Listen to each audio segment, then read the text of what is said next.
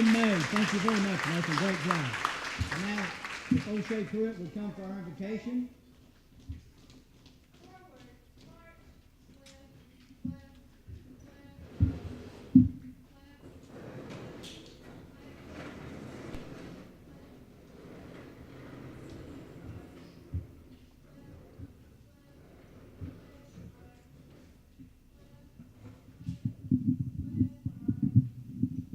Bow your heads as we pray.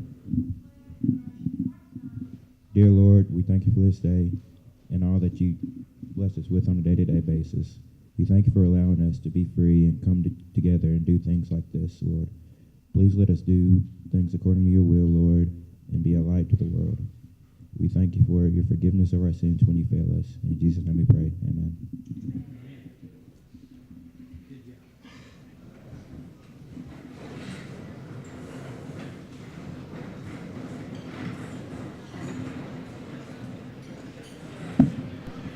Thank you, Nathan and O'Shea, for participating.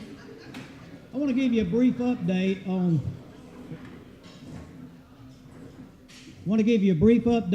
the Charitable Foundation. As most of you know, but maybe some don't, the Charitable Foundation is a foundation that does things that the school might not be able to do. We take road trips. We go different places. Students get to go lots of places to do different things. Some go to California, some go to Memphis. What happens over time with the funds that we have is teachers present a proposition or something they'd like to be granted for, and a series of a series of people that are on the board look at all of those things, decide if they're good. They're all good, but which ones can be afforded, and then they are elected, and these people get to go do things. You have to remember, a lot of people in little towns like we live in don't get outside of Jackson County much or outside of their own county, so this really does give our young people opportunities to really see what is out in the world. If you look at those figures on the back of the sheet, almost $300,000, or $250,000 anyway, over $248,000 over the life of this charitable foundation has been used to help these children. This year, a little over $20,000. And I would be remiss if I didn't ask you to please consider making a donation to the foundation when you leave tonight. There are some brochures up there that highlight what we do, what the foundation does, the purpose of it, and all the good things as it does, and we would really, really appreciate that. You can do it in memory of someone, in honor of someone, or just because you want to be a part of something really special. So we appreciate that. And at this time now, I'd like to ask Judy Phelps to come forward.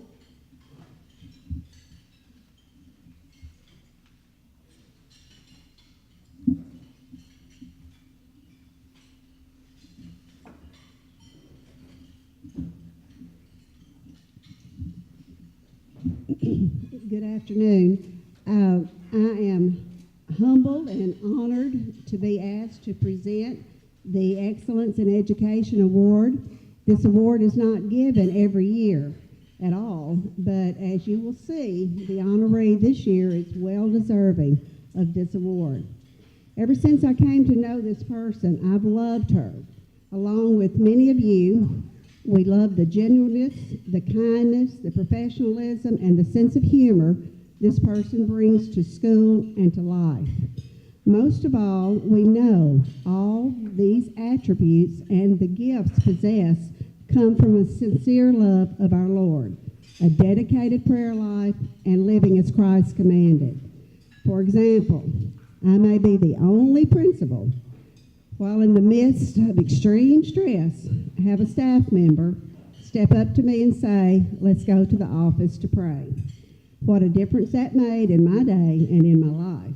That's why, whether at Albright, Castleberry, or Newport Elementary School, the children, the parents, and the other staff can count on this wisdom and grace to take care of whatever situation arises. I always wanted to clone this person. I wish I'd had that ability. You can believe you're always in good hands with this 1982 graduate, proud Newport graduate, who's a wife, mother, grandmother, daughter, sister, aunt, friend, teacher, and counselor to multitudes. The honoree is the beautiful, inside and out, lady with many names, Iris Diane Clark.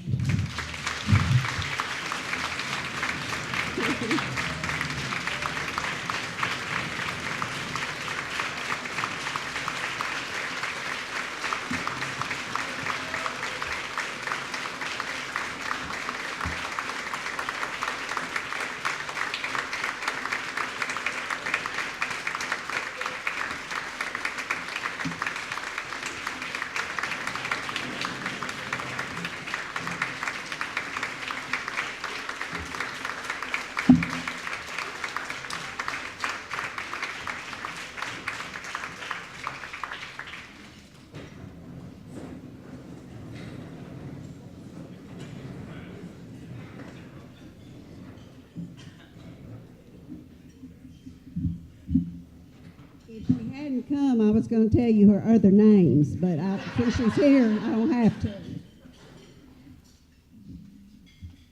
I am totally at a loss for words. Seldom am I speechless. I guess I'll go with the who's, the what's, the whens, and the wheres. That makes it easy. Whoever was responsible for this, my heart is so full right now. I just want to say thank you for just this honor and this privilege. The what, I don't know what you saw in me, but I hope it was the glory of God. When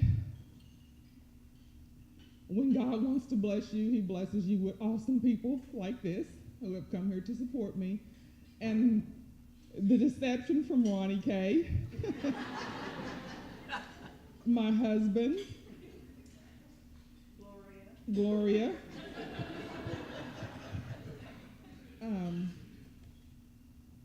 I have to remember what I said, the who, the what, the when, and the where.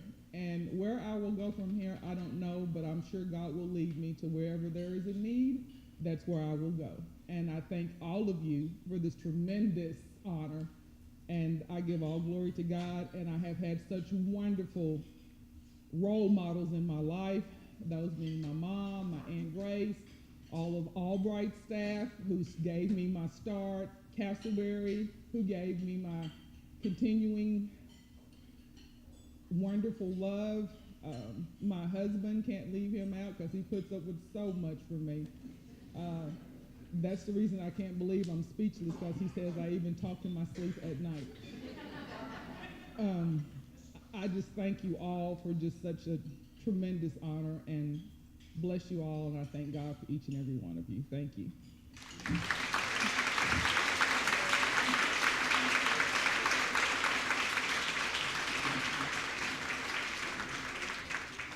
And if I left anyone out, please charge it to my head and not to my heart. And you're all a blessing, and I thank you. I thank my family for all being here, my sister-in-laws who are my sisters, my mother Jean, my Aunt Grace, my sister Fonda, my sister Yisla, my sister Gloria, my sister Angie, and most of all, my husband. Thank you.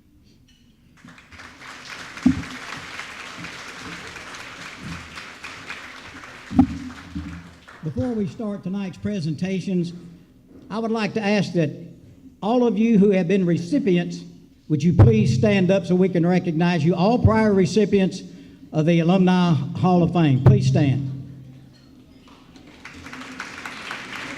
Good deal.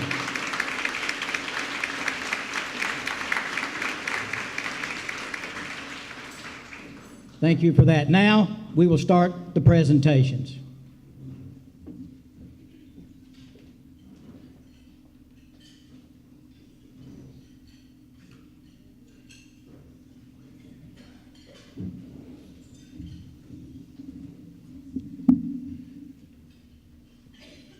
I brought my timer so I know when I'm supposed to stop. I'm David Hodges, and I'm very proud and honored to be asked to speak about my friend John Purdy, although I'm sad because we've lost a good person. And in life, I'm trying to, as I was preparing for this, I'm trying to think about what qualities of an individual constitutes a good person. Because to me, the highest compliment when you finish life is to somebody say, he was a good person. I've thought of 6 things I want to talk about, and I want to give some instances where I think John qualified for being a good person.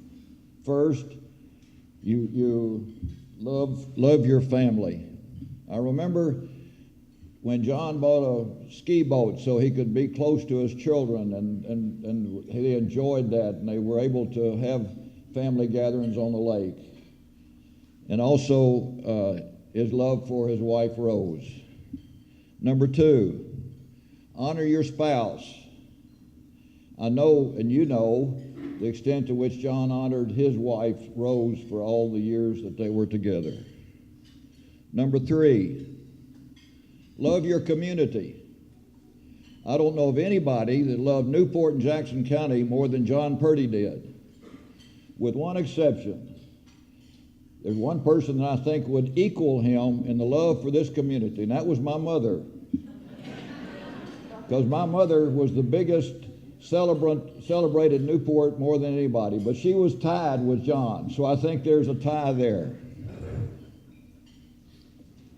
Number 4, excellence in one area. Doesn't have to be in every area, but one area. And his area that I want to talk about is trout fishing. You know, he loved trout fishing. And a lot of us get together, Elvis and Bruce and a bunch of us get together in the summer, and we established what's called the John Purdy Fishing Tournament. This year we had the 16th John Purdy Fishing Tournament. This is the first year.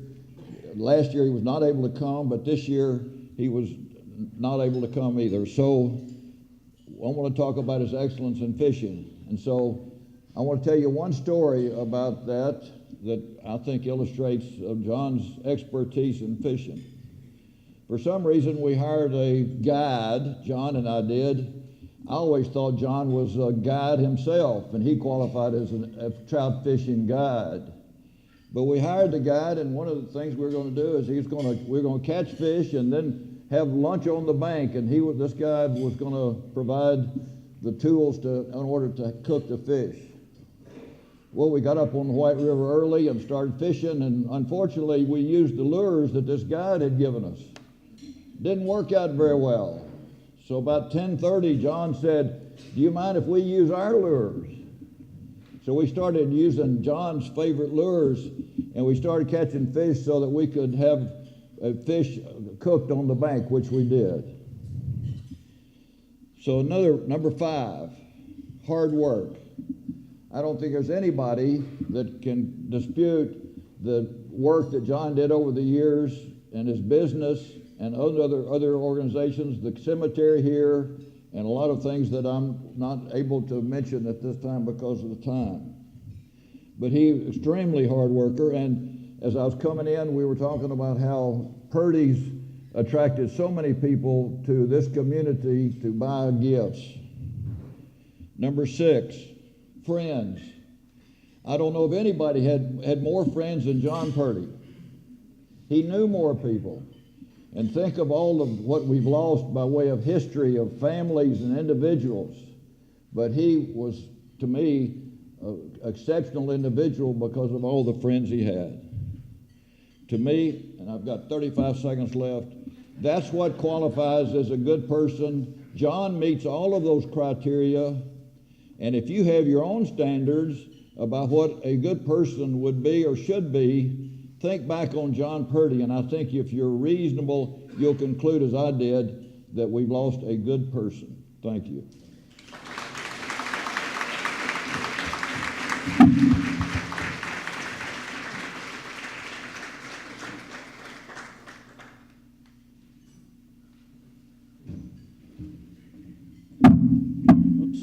Hello, everyone. Good evening. Thank you for the Newport Special School Foundation for honoring my father tonight. I'm Rob Purdy, class of '88, 30 years after my father. I'm a writer-editor and a communications manager in Baltimore, Maryland. When my mother was told about this honor, she said, "I want you to come." I immediately agreed. Instead of flying, though, I decided to drive. For many reasons, I brought my good friend John Cate with me. He kept me awake on the 1,000-mile journey. Coming through Tennessee, we stopped at Casey Jones Village in Jackson, Tennessee. It was early morning. They were just opening. The staff could not have been friendlier, more warm, welcoming. John commented on it. I said, "That's that true Southern hospitality." And it made me think of my father immediately. Many of you knew my father.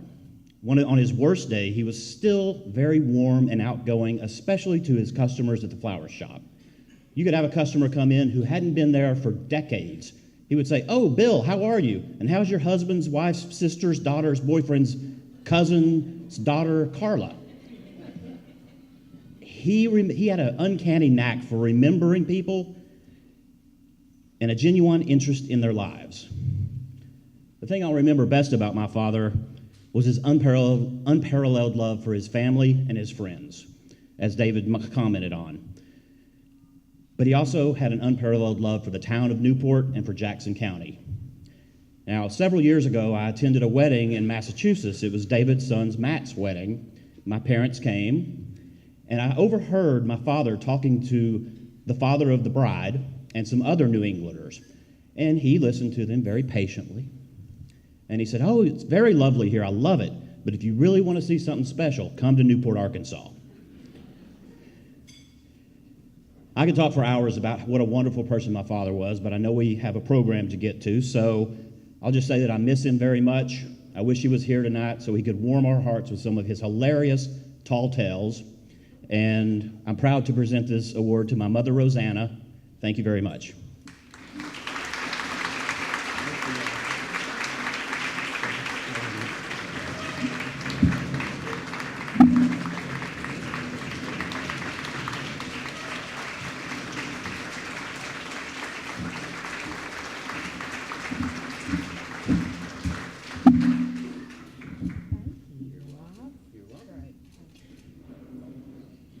Well, if John was here, he would fill this with roses.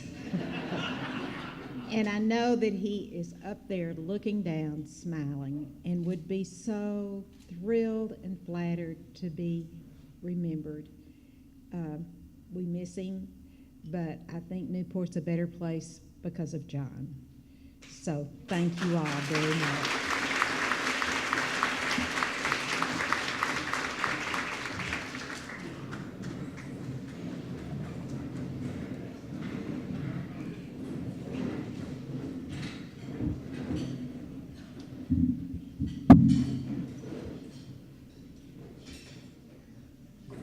Good evening. I'm Randy Ramsey, and I'd like to talk a little bit about my second cousin, my favorite second cousin.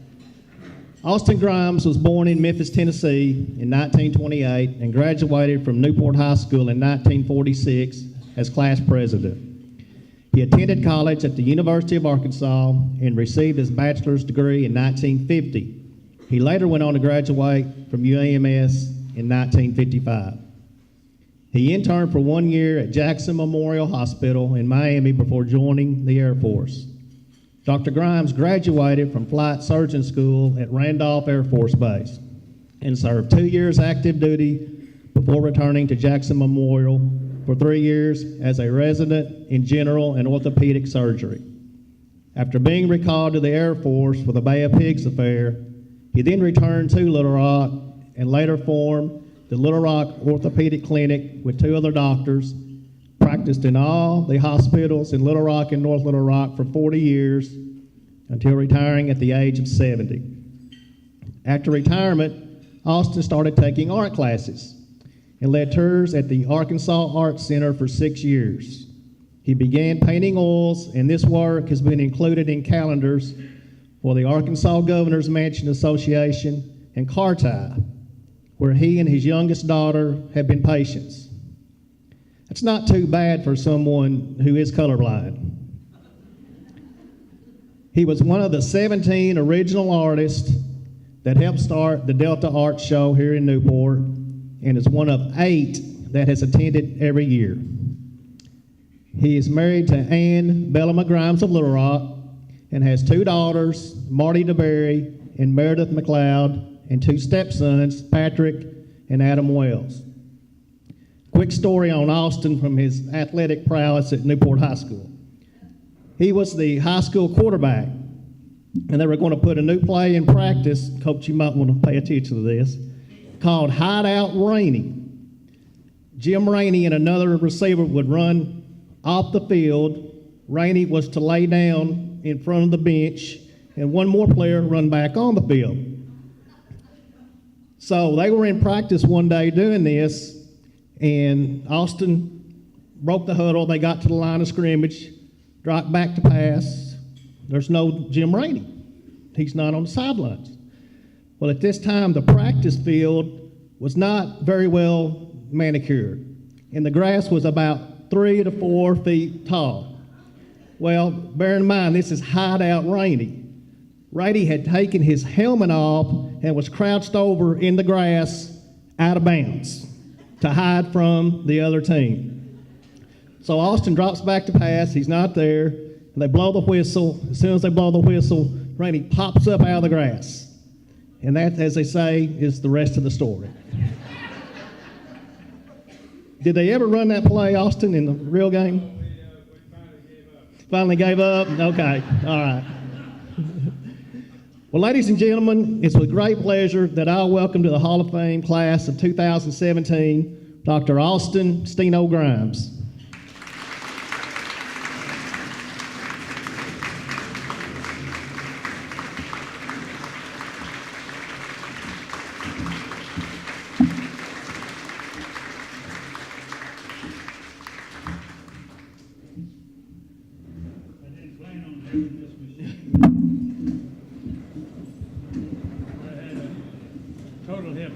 Ago, and so I didn't have time to cancel out. I thought I might as well get up here because I enjoy telling jokes anyway.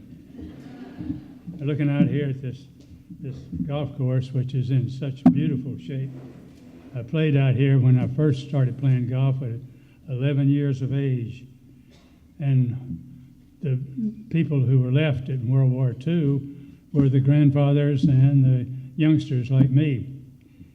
And I played golf with Judge Fred Pickens' father and Charles Wilmans and a few people like that, and learned some very colorful language. Unfortunately, I didn't discern what I should and shouldn't say when I came home, and my mother floored me with what did you learn to that word? And I said, oh, I'm sorry. It's just out there at the golf course, but I played golf with Jabez Jackson's father, and I played with him the day he shot a 72 out here. He was so thrilled. He couldn't, if he had delivered 10 babies, he wouldn't have been happier. And it was just magnificent, and he shot the best round ever shot in his life, I think. But it was a fun place to be. The other thing I used to remember about this area is that we'd come out here to gig frogs at night, and then we'd come out and with a flashlight we'd shine on the eyes because that's all you could see, and then we'd throw the gig at them and take them home, and when we got ready to cook them, they didn't tell us that you had to cut the little tendon on the legs. So when you put them in a skillet without cut tendons, they hop right out. And splattered grease all. My mother says, you're going to clean it up. I don't care how long it takes. I said, okay, I'll do it. But there were so many things growing up in Newport that were so thrilling that I wish it were like those days, because I don't think could have been a greater place to grow up. And my dad had a drugstore here, and I was a soda jerk. Well, a soda jerk, you just make drinks and dip ice cream, but it got to be really busy because World War II rolled along, and we had so much business, everybody was working double time just to get things taken care of, and it was fun to do. But we had some problems at times. We had, one of the problems, of course, was rationing. They rationed everything, gasoline, sugar. Shoes, clothes, food, so everyone was encouraged to do victory gardens. And so everywhere you'd go, there'd be victory gardens, some in the backyard, some in the front, some in the alleyways, some in the vacant lots, but everyone pitched in. And it was a wonderful feeling to be a part of that during the period of time when you're so impressionable. I remember one time we got a phone call in high school, or junior high, actually, and they called all the boys out.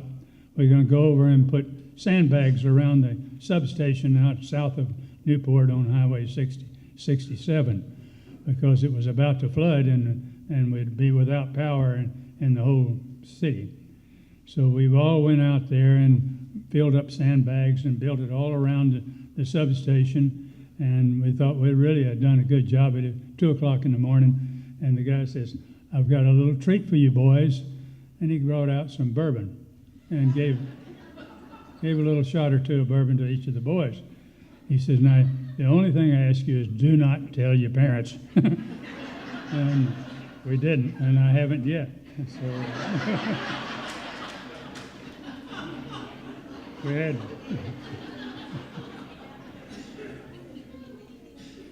back in those days with gasoline, automobiles, everything was short. And Ebby Watson, who is Dr. Albert Watson's son, and I were big buddies, and his brother-in-law, a captain in the Army in South Carolina, was getting ready to be shipped to Europe for the operations or whatever he was involved with, but he wanted his car back in Newport. So Ebby and I was 12 years old, so the state police gave me a license to drive cars at 12 years of age. You can imagine how desperate the nation was at that time. But at any rate, we made it all the way back until we got to Memphis. And we got to Memphis, and we began to get a little sleepy-headed, and Ebby was driving. Fortunately, I'm glad it wasn't me, but we ran off the road at a right angle to a cotton field. And we made it halfway across that cotton field before we stopped. But it took us a little while to get out of there, but we finally did and brought the car back, but we never told anyone. So there are going to be secrets I'm going to reveal here tonight. One of the things I did, I had to read my glasses, I can't read this. Oh.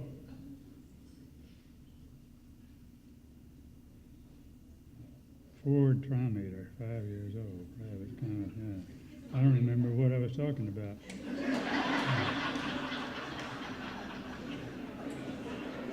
That gets to be a problem sometimes. My wife tells me that about every other day, you know. Oh, I was in the Boy Scouts. We made a little circle around the town when we came in. Larry Graham, cousin, and Dr. Grimsley Graham's son, and my wife, we made a trip around the town, and I thought, well, you know, this is such a wonderful honor for me. I really appreciate it, deservedly or not.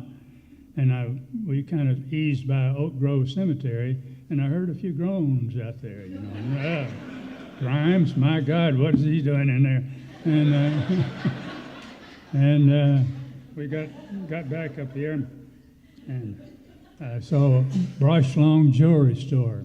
Charles Brush was our scoutmaster, and he was not, an insignificant figure. He was about 6'5" or 6'6".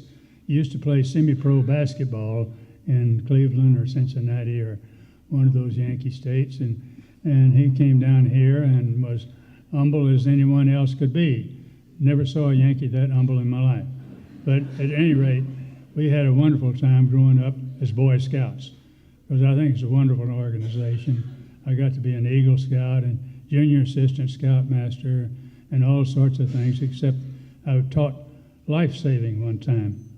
And we were up at Spring River in Hardy, Arkansas, and I told them, I said, now when you get ready to jump in after someone, don't dive in. You jump in with your head up so you can watch the victim the entire time so you can approach him. Well, one of our boys yelled for help, and he was serious. And I thought, my God, he's just right off the end of the pier. So I ran out, and of course I dived in and lost all my credibility with my group that I'd been teaching. But at least we got him back without problems. And we had, I don't know what that is either. But I do have, so I did several things. With art, I'm colorblind. And the artist I took from was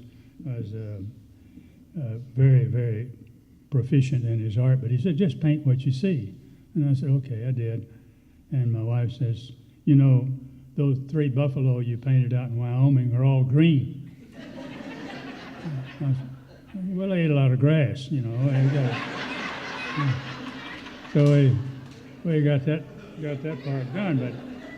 But I went on to do art docing at the Art Center for 6 years, and then taught art at the Second Presbyterian Church, which they have a big deal for teaching older folks like me.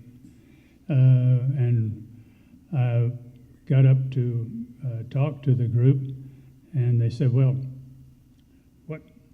what is your most vivid memory?" And I said, "Well, the most vivid one was when we were at the Art Center and we had 60 third graders, and just Betty Snyder and I were going to do it." Well, Betty's as old as I am. So we said, well, we'll split them up, meet back in the atrium, and we'll swap groups and not do a different group, just tell them what we saw. She was laughing so hard, the tears were rolling down her cheek. And I said, "Betty, what happened?" She says, "This little boy grabbed my arm just as soon as we started off. He rubbed my arm and kissed me and he hugged my arm." I said, "Son, why are you so sweet to me?" He said, "I just love wrinkled skin." Thank you very much, and I appreciate your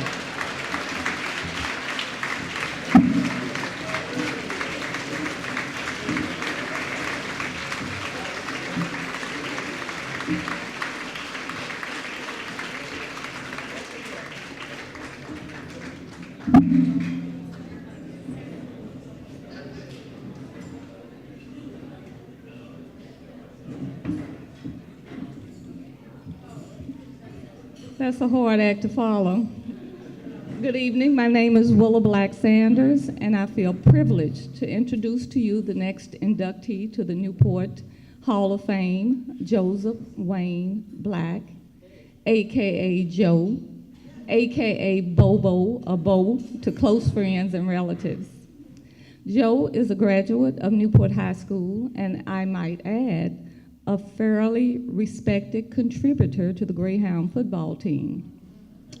In 1966, Joe was part of the Branch High group, or the Blacksville Elementary group that came over when they were coming to high school, that came over to the Newport school system to integrate the system. Joe always had natural leadership ability, and when he was always a very likable person. You felt his honesty and his goodness. And because of that leadership and that natural honesty and goodness, he quickly rose in popularity and in leadership, and ultimately he ended up being the co-captain of the football team, the Greyhounds. And as co-captain of the Greyhounds, it was part of his expected duty to escort the queens for homecoming, you see, because that was just a natural part of his duty. But Bo wasn't allowed to do that because of his race. But that was a different day, and that was a different time, and there's a different mindset now. And Bo handled that with self-confidence, and he handled that with grace. And I'd like to say that, as I mentioned, Joe graduated from Newport High School, and when he graduated, he superseded any negative experience that he had, came out with just fond memories of Newport High School, and came out with a group of friends and acquaintances that he will carry for a lifetime. Now that's one challenge that he had, and that's one challenge that was met. Now when Bo finished Newport High School, he went to get a bachelor's degree and a master's degree from Arkansas State University, and both of those degrees were business focused. And as far as his professional career, I would just say that all of Joe's professional career was centered around community and attempting to make a difference in the lives of people. That's where he comes from. That's his heart. He retired from, what is it called, Southern Bancorp Financial Partners, which is the nonprofit wing of Southern Bancorp, and as you can read in your description, it's the largest and most profitable rural development bank in the country. The difference in that bank is that in its mission statement, it focused on eliminating poverty and decreasing unemployment rate, which thus brings you back to Bo's character and what his priorities is in his life. As the Arkansas Congressional Office Manager of U.S. Representative Blanche Lambert Lincoln, one of Joe's responsibility was to work hands-on with Arkansans to assist in their needs and their struggles, both individually and collectively, but always with the foremost concern of improving the lives of Arkansans. The same thing with the economic development job at ASU. Everything was centered on attempting to make a positive difference in Bo's life. Now, we know he was on numerous boards and commissions, federally, state, and local. His career was stellar. It was a good and productive career, but not without its challenges. His life has been stellar. It's been a good and productive life, a meaningful life and a loving life, and it still is, but not without its challenges. Bo had a stroke, a moderate to severe stroke on July 26, 2012 in Helena, Arkansas. I remember it just like it was yesterday. My 2 grown children and I and 2 of my grandchildren, we were in Chicago, and we were visiting, we were there to meet my youngest son, who was in Chicago from Guam. He had flown over from Guam to take medical boards. He's an orthopedic surgeon, and he went to medical school through the military. So he had just flown in for that, and thank God he's not in Guam right now. I don't have to go any farther about that. But I got the call from Bo's wife, Darlene, the early morning of the 26th, that she had been called and told that they were taking Bo to the hospital in Helena. She had no idea about his condition, but she was on her way to Helena. And after several calls to Helena and finding people I know and trying to find out what was going on and get somebody there to the hospital to tell me just what's happened, how serious is this thing, I was told that it appeared that Joe was completely paralyzed. Can you imagine? To make a long story short, here he is. He moved.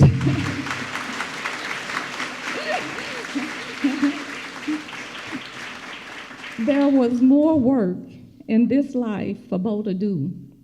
His internal strength, fueled with a strong belief in God, encouragement and love from his wife, now of 37 years, who never left his side, not any time in the months that he was in that hospital. A loving family and a host of friends and acquaintances, and I gotta give kudos to Newport, because Newport showed up. The calls and the concern, it was there, you all showed up. And it was things like that that brought him through, and he's continuing to come through because he's got more work to do. He fought through the hurt, the pain, the fear, the uncertainty, the insecurities about what this different life would be with this situation. And guess what? He's now again living a life filled with service, a desire to make a difference in the lives of those he touches. Joe continues to serve on the Arkansas State Board of Education as well as many other boards. He's an active member of St. Paul AME Church here in, I'm started to say Little Rock in Newport, where he is a Sunday school teacher. He is a farm administrator. He is a sharing and caring husband to his wife, Darlene, who is a articulate, smart, beautiful artist, in her own right, an outstanding person. They share a mighty, mighty love, Bo and Darlene. I can't imagine Bo without a Darlene, without a Bo. I am very, very proud of my brother, and I am very grateful for your recognition and honor given to this Newport alumni. So I'm going to ask Joe to come up, and I would just add, as Joe comes up, to say, Joe, there's a lot more work to do. There are a lot of more people to help. There's a lot of ideas for you to pursue. Stay focused and continue to serve.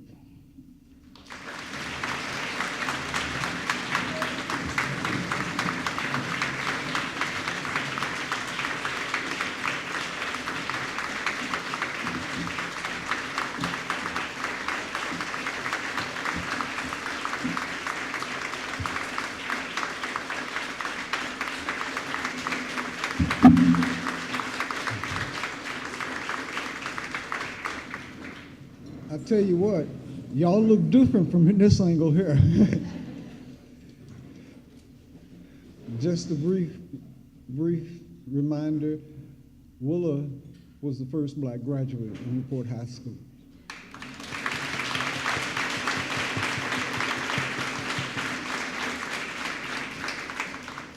I kind of remember looking back when it all started. I got a job at Arkansas State University as their development liaison. At that time, I didn't have much knowledge in development, but they had a library of materials, and I sunk myself into it, and I began to know all the ins and outs of economic development.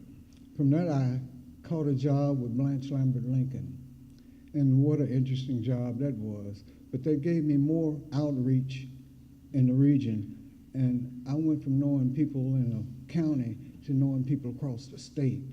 I can't tell you how valuable that was.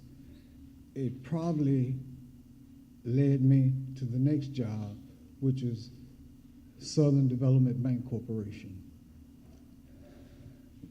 Southern Development Bank Corporation was a national bank corporation, and they tried to do things to help people all across the state, but low-income people. What a wonderful experience that was for me. When I was at Arkansas State, I now can't even remember the guy's name, and I'm almost embarrassed by it. He was the banker, and I went there while I was at Arkansas State to write an article on him. Me write an article? Yeah.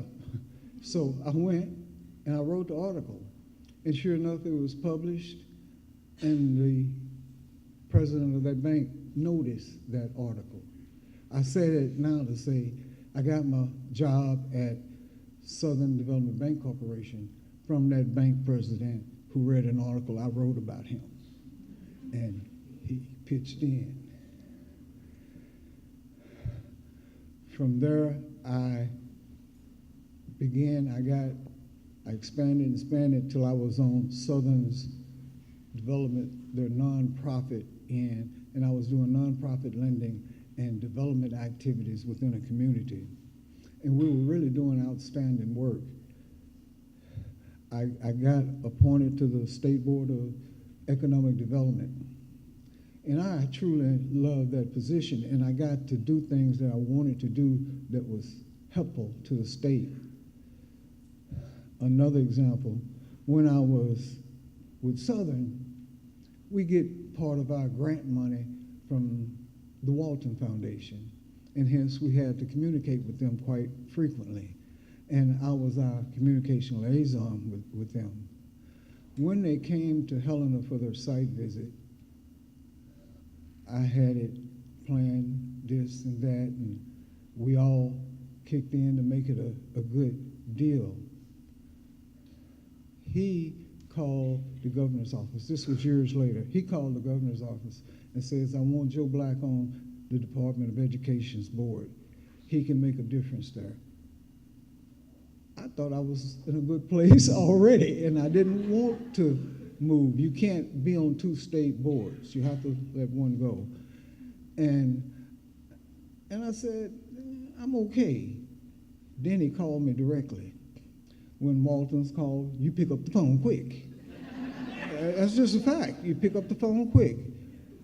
And he called and told me why he thinks I need to be there. And I said, okay. And I hung up from him and promptly called State Economic Development Agency. I will not be serving on the board anymore, and I'm switching over to the education board. And she said, okay. Things were going well with a position on the education board. I got to see and introduce new and wonderful things for education. And I say new and wonderful things because that's what's happening across our nation even. People realize our old way of doing things is not going to work for the new generation. And I like being a part of transforming schools to meet the new demands. And everything was going good until that date that Willis shared with you. And I had a stroke. My life hasn't been the same.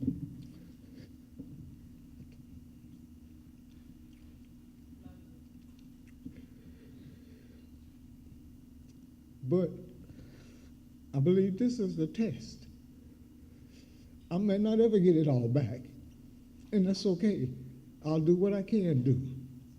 But some of y'all can get it. You got it all back, and you're not doing what you can do.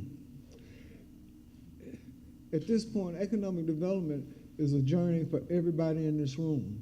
And if we want it to work, everybody in this room has to be involved in it, or it doesn't work. You fall short. I'm tired of falling short.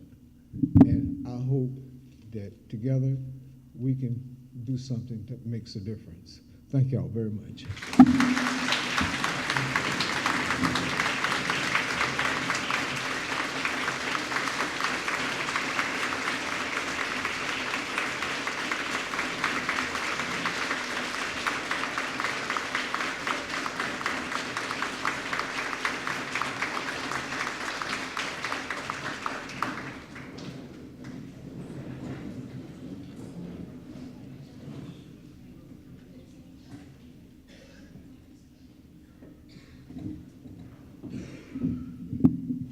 Had a good job, Bobo.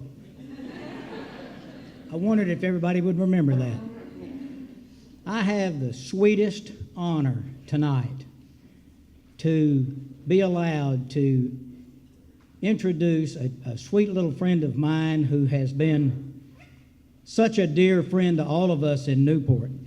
There are a lot of things you can say about Dr. Patty Mullins, and so many of them are listed in the program tonight. You know she's a dentist. You know she's been here for years. You knew her mom and dad. You knew she was on the original Whippet team. You knew she's done this, she's done that. And there's a couple of things, though, that you probably didn't know about Patty, about her integrity. And I learned this from some of her friends. She was a very giving person, even as a young person. When some of her friends might be a little short of money, it was known that Patty would give you a quarter or 50 cents or whatever you needed to get what everybody else got. Then she'd hound you to the four corners of the world to get it back.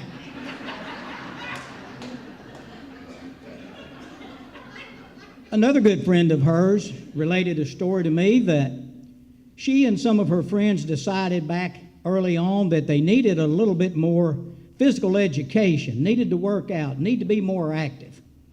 So she and her friends would get on their bicycles and pedal down to Newport Bakery and get fresh donuts. And then when they were able, they would pedal back home and rest. Patty had a love of dentistry her whole life, and so it goes. She had jars of teeth in jars in her bedroom, and so when her friends would come over to visit, they had to see those teeth. It's been a legendary voyage, I guess, because she ended up being a dentist. Patty's an only child. And I didn't have that luxury. But Patty in her life, I'm sure at times felt alone and didn't have somebody to talk to in different things in her life. And as life goes on sometimes, like what happened with Bobo, she got dealt a little bit of a cruel blow. She got sick. Pretty sick. She told her best friend, I'm alone. She wasn't alone. When time came for her to go to MD Anderson and check out to see what could happen, there wasn't enough room in the car for her because of all the friends and people who wanted to go with her. She often wondered what it would be like to have a sister or a brother. She's got a room full of them here. She's got a heart full of them everywhere. Around Christmas time, I hope some of you can come back who don't get to visit very often. I want you to come back. And I want you to go downtown and look at the old train depot. And I want you to come by her house right back over here. It's the closest thing to Disneyland that we got around here. She spends thousands of dollars sharing magic. She doesn't put her name on it. It's not anything. She does it because Newport is her home. She does it because she loves these people almost as much as we love her. A tremendous human being, a giver of gifts, a lover of lives, a person who shares everything she has. And I dare tell you that there will be things that she will have done when some of us are gone. We've yet to see it, but I know it's there. I know a little bit about it. There will be things that she will have given and will have done for this community that will boggle a little mind like mine. She is a tremendous human being. She is God's child. She is a giver of gifts and a lover of love, and I love her. We all love her. Patty, you will never, ever, ever be alone in Newport, Arkansas. You will never be alone, ever. Ladies and gentlemen, please welcome Dr. Patty Mullins.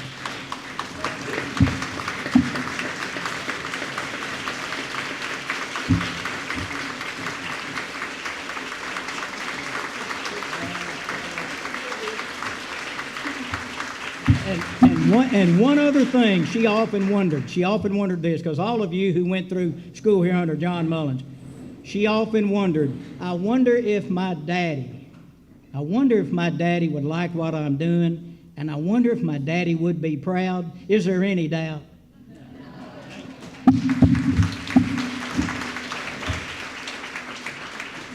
Thank you so much, John. I love you so much.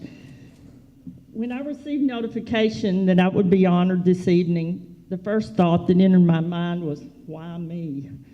I haven't done anything. And when thinking of those who have previously been recognized, I can't help but wonder what I did to deserve such a prestigious honor. I am so thankful for this recognition and beyond excited to be inducted into this significant group of people on a regional, state, and a national level. I can't think of a better 60th birthday present. Anyway,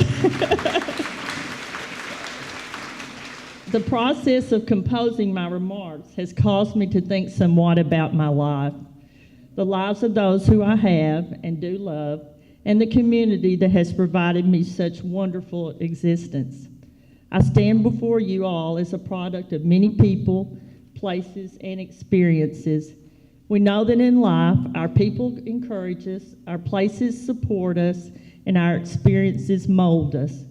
I've been blessed to enjoy a rich diversity in all these arenas. My parents believed not only in education, but in the power of working collectively as a community, doing one's best, and giving back to the area that was your home. Most of you in the room knew my parents, John and Mary Jane Mullins. My father had a legacy of service not only to the United States through military service, but to Newport through 21 years of leadership in the Newport Public Schools. There was not one aspect of this town that did not interest him. He encouraged me to believe that through involvement in civic, local, and religious causes, we not only strengthen communities, we empower ourselves to become better citizens. My life has been so blessed with wonderful friends, many of whom are here tonight, who has supported me through happy and sad times. Life's journey can become a bit treacherous without a friend or two, and I have several who I love a great deal. A place is the town of Newport. I grew up feeling safe, secure, and loved in this community. The education I received at Newport High School was second to none. I left with the academic confidence and exposure that would serve me well throughout my undergraduate and graduate careers. There was never a doubt in my mind when my education was complete and it was time to build a future for myself, I was coming home. I feel honored to be connected to this area and enjoy a rewarding life in a place that holds so many rich memories for me. My life experiences in Newport have provided a fun sense of purpose and allowed involvement in many great organizations such as Port Fest, Moving Jackson County Forward, ASU Newport, Rotary, just to mention a few. Every person that knows me knows that I love Christmas. One of my greatest joys is sharing my love of this special holiday throughout the community. I remain thankful for the support of so many organizations and individuals who have given not only of their time, but resources to support this holiday project, which is so meaningful to me.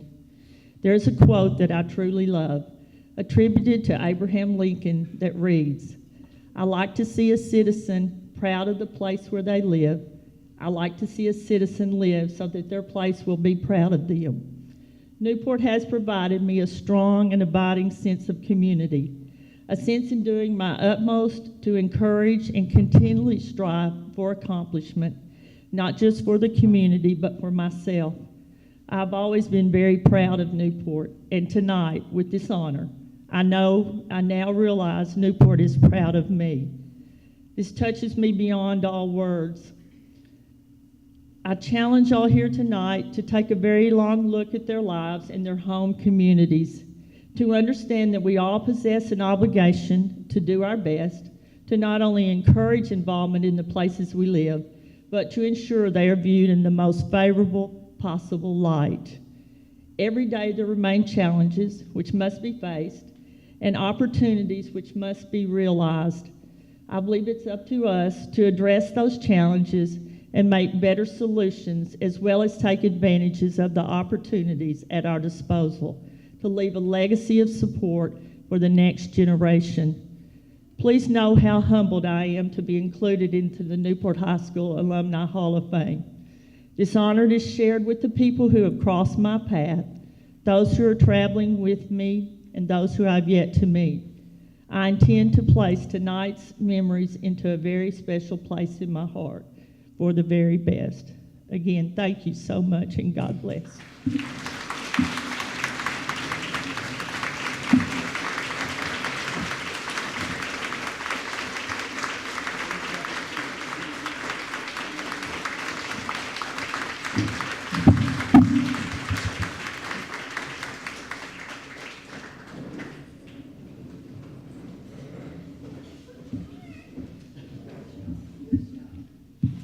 Well, it's been a great night. 4 new inductees into the Alumni Hall of Fame. Again, I want to remind each of you, if you could, to pick up a brochure, take it with you, and if you feel so inclined, support us with your gift of any kind of donation in memory and honor or whatever. I want to thank you all for being here tonight, and congratulations to all the inductees. We hope that all of you had a good time. We hope you enjoyed it. We hope that if you're far away from Newport, you'll plan on coming again next year. Make your plans and come see us. We're all Greyhounds at heart. Go Greyhounds. Everybody be careful going home. Thank you and good night.